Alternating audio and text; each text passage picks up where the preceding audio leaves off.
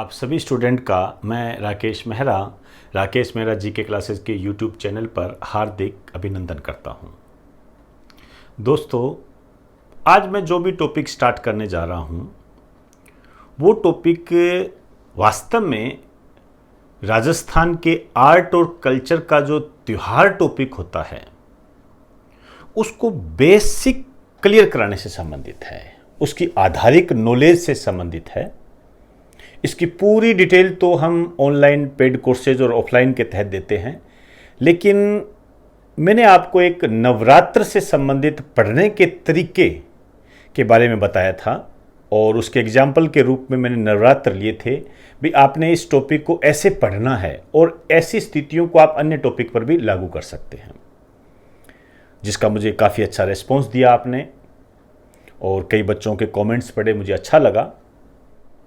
कुछ बच्चों के मैसेज मेरे पास इस तरीके से आए, व्हाट्सएप में आए, फ़ोन भी आया कि सर जैसे आपने कहा कि जो शुक्ल पक्ष है इसका अंतिम दिन पूर्णिमा होता है, आपने ये बात कही कि सर हमें ये बात समझ में नहीं आई, क्या होता है ये शुक्ल पक्ष कृष्ण पक्ष, हम तो आज तक रटते ही आए हैं।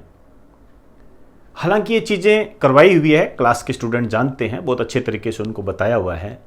तो मुझे लगा कि एक बेसिक लेक्चर आपको दिया जाए त्योहारों के संबंध में। और मज़ेदार बात यह है कि इन त्योहारों पर एक क्वेश्चन पक्का आता है। तो आज मैं इस लेक्चर में आपको त्योहारों का जो बेसिक है वो बताने जा रहा हूं। और इस बेसिक को प्रारंभ करने से पहले मैं आपका शुक्रिया अदा करना चाहूँगा इस बात का कि हमारे क्लास के जो स्टूडेंट हैं ऋषिकेश मीणा, जिनका सिलेक्शन रेलवे JEN के पद पर हुआ है, हमारे लिए बहुत ही सौभाग्य और गर्व की बात है। इस लॉकडाउन में हमें कई खुशियाँ मिली। प्रारंभ में हमारे कई बच्चे LDC में सिलेक्ट हुए थे, हालांकि उस टाइम लॉकडाउन काफ़ी सख्त था, इस कारण से हम उनके साथ मुलाकात नहीं कर पाए थे, ना ही वो हमारे पास आ पाए थे। लेकिन इनकी नियुक्ति जो आज हुई है, ये कल मुझसे मिलने आए थे, मेरा सम्मान किया और वास्तव में मेरे सम्मान से ज़्यादा तो वो सम्मान के ज़्यादा हकदार हैं, क्योंकि उन्होंने जो काम किया है, जो कंपटीशन क्लियर किया है, ये अपने आप में एक महत्वपूर्ण बात होती है। और उस सम्मान के तहत मैंने आपको ये कहा था कि आप इन्हें विशेष दें, तो आपकी बहुत सारी विशेष मिली। दोस्तों, ये जो आपने विशेष दी है, मान के चलना ये आपके कामयाबी के कारणों में आएगी। इसे हम बहुत ही शुद्ध भाषा में कहें तो ये आप लोगों के संस्कार होते हैं, आपका चरित्र है। ये जो आपने अपने भाई को, अपने दोस्त को जो कि सिलेक्शन किया है, उसको आपने बधाई दी, अपने आप में बहुत बड़ी बात होती है। आज की दुनिया में लोग एक दूसरे से जलन का भाव रखते हैं, कहते हैं ना कि भी दोस्त का सिलेक्शन हो गया, इससे बढ़कर गलत बात और क्या होगी, ऐसे बोलते हैं कहीं कहीं। लेकिन दोस्तों, हमें उस कामयाबी से सीखना चाहिए। वो जो कामयाब हुए हैं उनसे हमें बात करनी चाहिए, उनसे हमें सीखना चाहिए कैसे उन्होंने कामयाबी प्राप्त की, ताकि हम अपना एक रास्ता इख्तियार कर सकें और हम भी अपने माँ बाप का नाम रोशन कर सकें, गुरुओं का नाम रोशन कर सकें।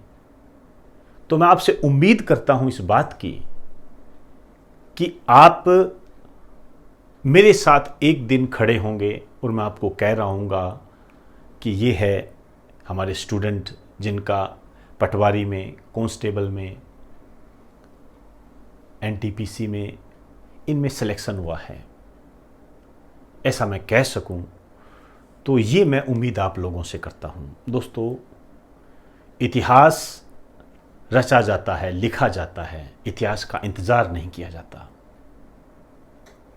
तो लिख डालिए अपना इतिहास, ताकि हम भी आगे बढ़ें, आप भी आगे बढ़ो और जिन्होंने हमें जन्म दिया है उनका मस्तक ऊंचा हो। इस उम्मीद में आपसे करता हूँ, रात दिन एक कर दीजिए, लॉकडाउन कोरोना साइड में रखिए, रिश्तेदारों की परेशानियां साइड में रखिए, आपका दोस्त क्या कहता है साइड में रखिए, आप पथ पर चलते जाइए, गलत मत चलिए। आपको कह दिया सोशल मीडिया खराब करता है, तो हमने कुछ सोच के ही कहा होगा, उसको सही रास्ते पर लेके चलिए, कहीं ऐसा न हो कि हम गलती कर बैठें और फिर उसको सुधारा ना जा सके। तो दोस्तों, इन सब बातों के बाद में मैं बेसिक स्टार्ट कर रहा हूँ, और आप हेडिंग डाल दीजिए राजस्थान में त्योहार।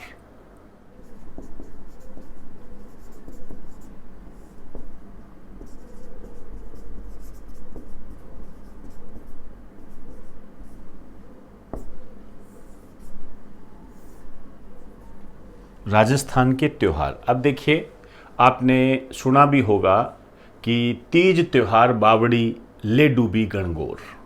तीज त्योहार बावड़ी ले डूबी गणगौर, इसका मतलब ये निकलता है कि राजस्थान में त्योहारों का आगमन जो है वो तीज से होता है, जबकि जो समापन है वो गणगौर से होता है। तो राजस्थान के जो ये त्योहार हैं, इनका जो आगमन है ये तो होता है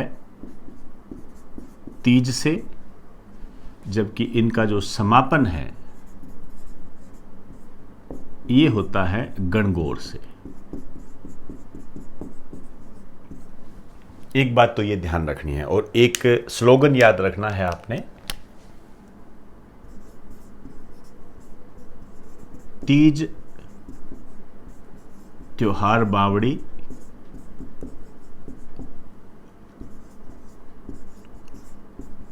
ले डूबी गणगौर।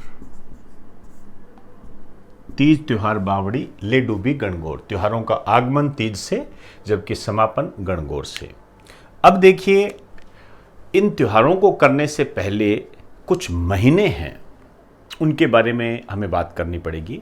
जैसे हम कहें जनवरी, फरवरी, और फिर कई बार हम ऐसे पढ़ते हैं चैत्र, माघ, पोष, फाल्गुन, कार्तिक, आश्विन, ऐसे हम पढ़ते रहते हैं। मज़ेदार बात है कि इन पे भी क्वेश्चन आया हुआ है, और आरएएस जैसे बड़े एग्जाम में आया हुआ है। तो हमें इसी बात को ध्यान में रखना है। तो एक मैं आपके सामने चार्ट बना रहा हूं, वो चार्ट आपके दिमाग में रच बस जाना चाहिए। देखिए कैसे।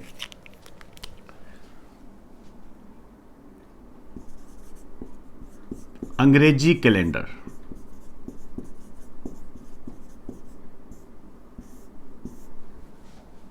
और एक साइड में लिखिए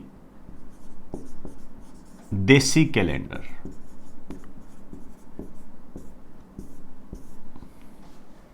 अंग्रेजी कैलेंडर का तो मतलब ये है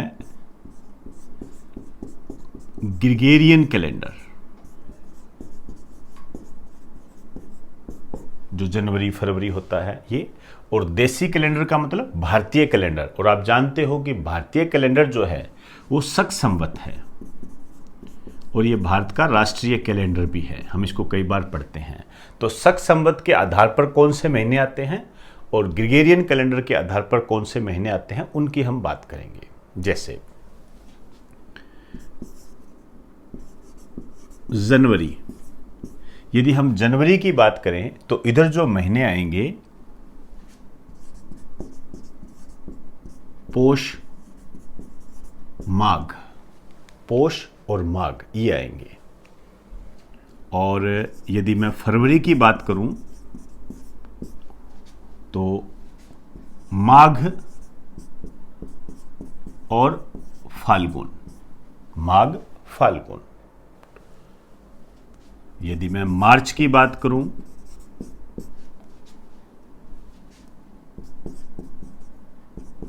तो फाल्गुन, चैत्र, फाल्गुन चैत्र ऐसे आएंगे ये। और यदि मैं अप्रैल की बात करूं तो ये आएंगे चैत्र, बैशाख, बैशाखी आती है ना अप्रैल में, बैशाख।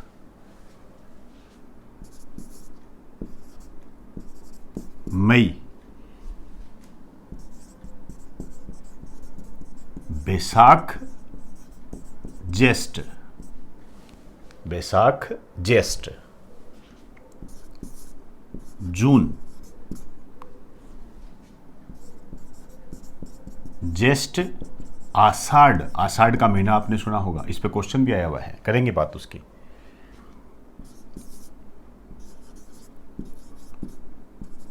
जुलाई,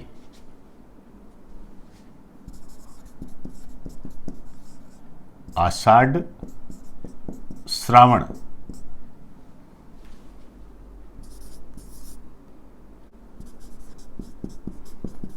अगस्त, अगस्त के बाद अगस्त में श्रावण, और भाद्रपद, कहते हैं ना भादु का महीना,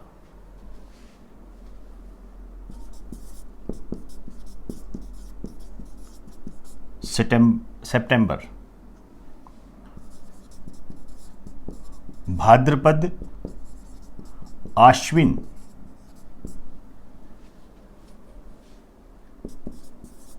अक्टूबर,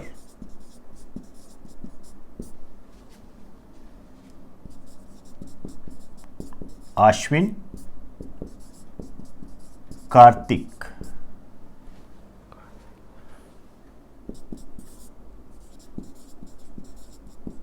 नवंबर, कार्तिक, मार्गशीर्ष,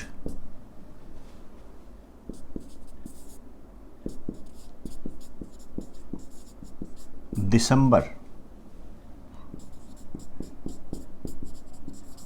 मार्गशीर्ष, पोष।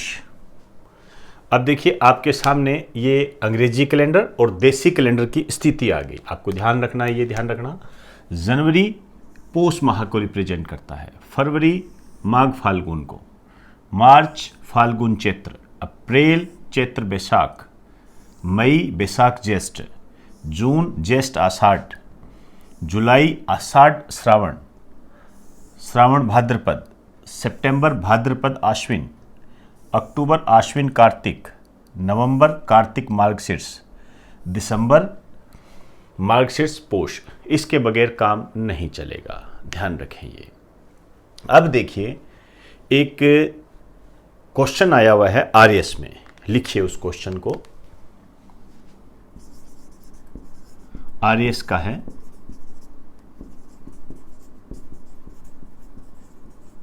शक संवत के आधार पर, मतलब शक संवत जो कैलेंडर है के आधार पर 22 जून से 23 जुलाई के मध्य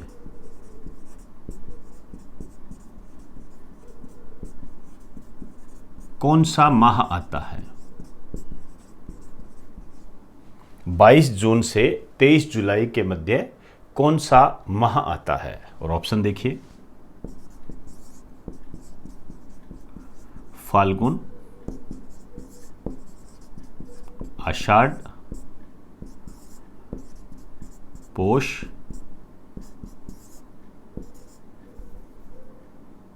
मार्गशीर्ष। अब देखिए वो कह रहा है 22 जून से 23 जुलाई के मध्य कौन सा महीना आता है, ये आपसे बात कर रहा है। तो ये देखिए जून जुलाई के बीच में कौन सा है, आप देखो, जिसमें जून भी आ जाए जुलाई भी आ जाए, ये है आषाढ़, ऐसे बनेगा। अब जैसे मान लीजिए आपसे ये कह देता कि अप्रैल और मई के मध्य कौन सा माह आता है, तो हमारे ये क्या हो जाता, बैसाख आ जाता। क्लियर। तो इसका सही आंसर क्या होगा, आषाढ़। ऐसे बनेंगे क्वेश्चंस, इसी क्राइटेरिया को आपने ध्यान में रखना है। अब मैं बात करने जा रहा हूं, जैसे हम पढ़ेंगे शुक्ल पक्ष, हम पढ़ेंगे कृष्ण पक्ष, ये क्या होते हैं, शुक्ल पक्ष क्या होता है, कृष्ण पक्ष क्या होता है, अमावस्या क्या होती है, पूर्णिमा क्या होती है, उनकी चर्चा करेंगे। तो एक बार आप इसे राइट डाउन कर दीजिए।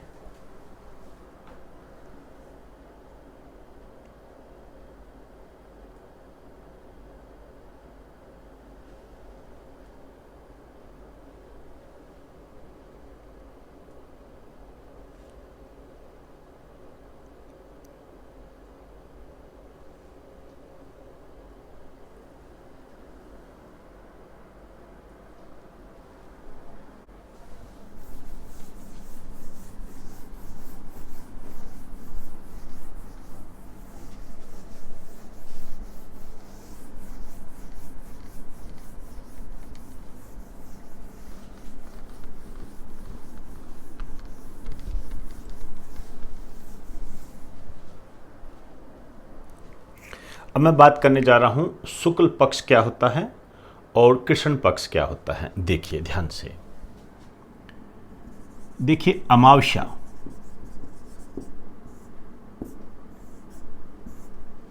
और एक पूर्णिमा।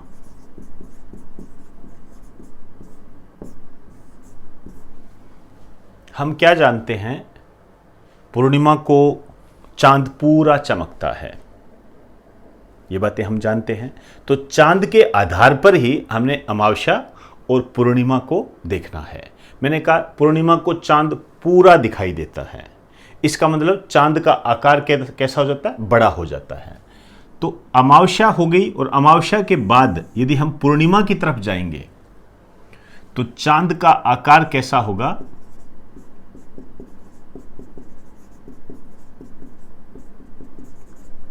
बढ़ता जाएगा।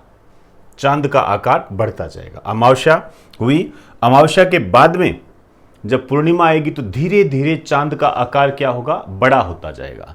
और चांद का आकार जब बड़ा होता जाएगा तो एक दिन क्या आ जाएगी, पूर्णिमा आ जाएगी। इसे हम कहते हैं शुक्ल पक्ष।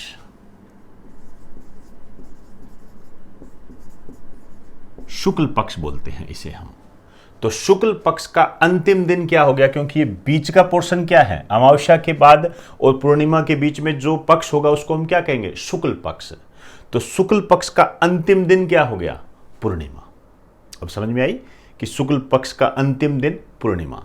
इसी तरीके से जब पूर्णिमा हो गई तो चांद का आकार क्या होगा, कम होता जाएगा और एक दिन इतना कम हो जाएगा कि अमावस्या आ जाएगी। तो पूर्णिमा से अमावस्या की तरफ जाएंगे तो चांद का आकार कैसा होगा, ये कम होता जाएगा, छोटा होता जाएगा। और चांद का आकार यदि छोटा होता जाएगा तो इसे हम कहते हैं कृष्ण पक्ष। इसे हम कृष्ण पक्ष के नाम से जानते हैं। तो ये होते हैं शुक्ल पक्ष और कृष्ण पक्ष। ये जो घटना घटित होती है अमावस्या और पूर्णिमा की, ये एक महीने में होती है। मतलब एक महीने में एक बार अमावस्या आती है और एक बार पूर्णिमा आती है। क्लियर होगी, सामान्य लिखिए, एक महीने में या एक माह में एक बार अमावस्या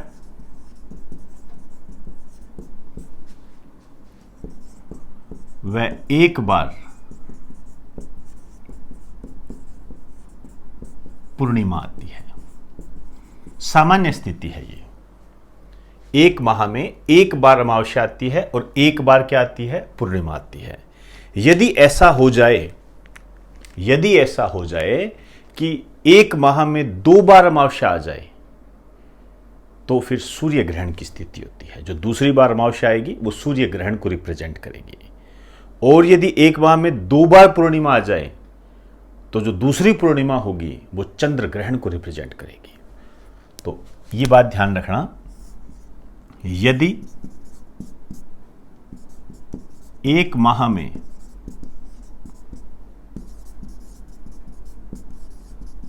दो बार पूर्णिमा आ जाए तो क्या स्थिति होगी,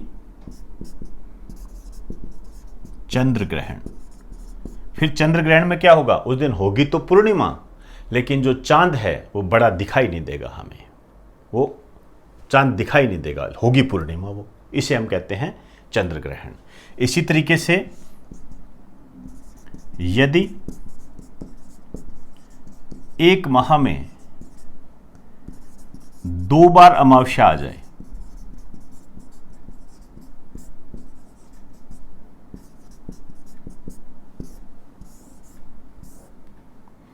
तो वो क्या होता है, सूर्य ग्रहण। फिर सूर्य ग्रहण होगा। तो ये कुछ बेसिक बातें हैं जो मैंने आपको बताई है। इन बेसिक बातों के आधार पर आपके जो त्योहार वाला चैप्टर है वो आप आसानी से समझ के कर सकते हो। और वर्तमान में जो क्वेश्चन बन रहे हैं, जिस तरीके से एग्जामिनर की सोच है, मान के चलना वो रटने पर आधारित ना होकर समझने पर आधारित है। तो रटने की बजाय समझने पर ध्यान दीजिए। आप कोई भी टॉपिक करते हो उसका बेसिक्स क्लियर होना चाहिए, और बेसिक्स ये होते हैं। उसके बाद कोई समस्या नहीं आती है। तो एक बार आप इसे राइट डाउन कीजिए।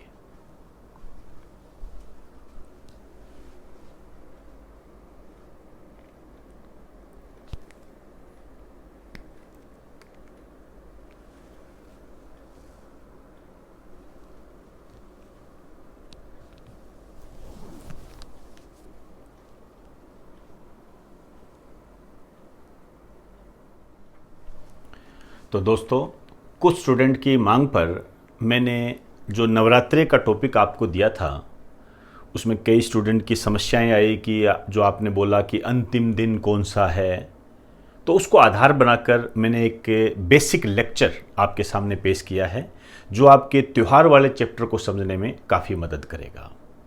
तो दोस्तों, इस लेक्चर को ज़्यादा से ज़्यादा शेयर करें ताकि जो राजस्थान की जो परीक्षाओं की तैयारी कर रहे हैं, जैसे पटवारी हो गया, कांस्टेबल हो गया या रीट हो गए, उनमें जो त्योहारों से संबंधित क्वेश्चन आए उसको वो समझदारी के साथ कर सके, ना कि रट कर, क्योंकि ये टॉपिक रटने वाला है ही नहीं। और पूरी डिटेल इसकी हम ऑनलाइन स्टडी मटेरियल के तहत देते हैं या ऑफलाइन क्लासेज में दी जाती है, जो कि जनरल यूट्यूब चैनल पर संभव नहीं है। तो दोस्तों, इस लेक्चर को ज़्यादा से ज़्यादा शेयर करें, ऐसी उम्मीद मैं आपसे करता हूँ। और इसके अलावा डिस्क्रिप्शन में जो लिंक दिए गए हैं उन्हें आप अपलोड कर लें।